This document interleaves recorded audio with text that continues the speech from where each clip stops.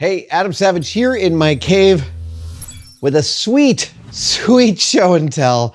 It is not this little guy, although this is a lovely gift to me from the folks at HasLab, from Hasbro's department that made the beautiful proton wands and the soon-to-be coming proton pack for Ghostbusters Afterlife. This is one of the characters from Afterlife. If you haven't seen Afterlife, you really need to see it. It's got all the heart and love and good scary parts of the OG Ghostbusters film. One of my favorites of the last couple of years. And I love this guy. He's been sitting on my desk at home. But recently I was sent a companion for him. And this one's from over 11 years ago. It is this guy. Bomb, bomb, bomb. Now, a glance at his foot says that this is from 2011 from Mattel, 1186 MJ1NL. I don't know what that exactly means, but it is in amazing shape for an 11-year-old toy made out of foam, self-skinning foam. I don't know if this is a prototype. We got it from in the mailbag, in the tested mailbag, and it's labeled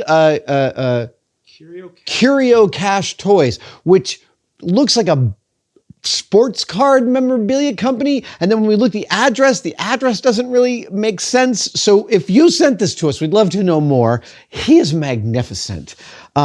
He's got movable arms. He's got a posable head, and even his feet can move. This is an incredible toy. I am like so gobsmacked by this. And I love that my little Stay Puft guy now has a friend that he can, wait, maybe he stands here. Oh, that's it. There we go.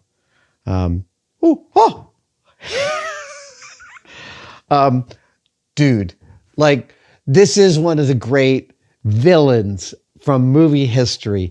And I'll tell you what this makes me want to do is it makes me want to go find an STL of the Zool building and print it up about this big with some Ghostbusters on the top and Gozer, etc. And I may just start to do that because, dude, he deserves a city to destroy, right? Don't you think? I think he totally does. I am always impressed at the engineering of foam toys. It is non-trivial.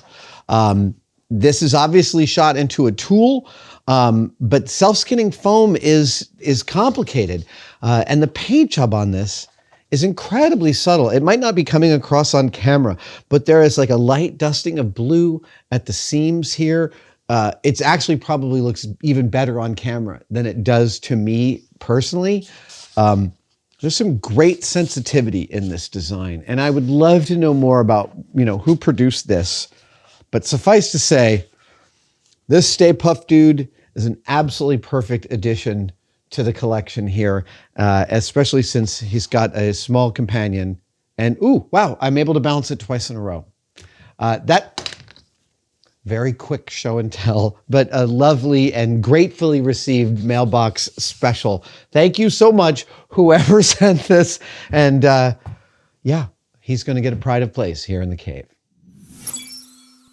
One of the things I love about this channel is that we don't make how-to videos so much as we make what happened videos. And what almost always happens are mistakes and screw-ups. In fact, they're completely integral to making and honestly to being a person. And to celebrate this, Tested has a new batch of demerit badges for the screw-ups you will encounter in the shop. From left to right, we have touching your paint job, assembling things backwards, losing a tiny screw or part, gluing your fingers together, and smashing your thumb. And frankly, if you haven't done both of these, even if you're not a maker, I just don't feel like you've experienced enough of the world. I'm not saying get out a hammer and smash your thumb, but I will tell you that the blacker your fingernail after the injury, the less it's going to hurt in the long run. I almost forgot. These make excellent additions to your shop apron, and they are available at tested-store.com.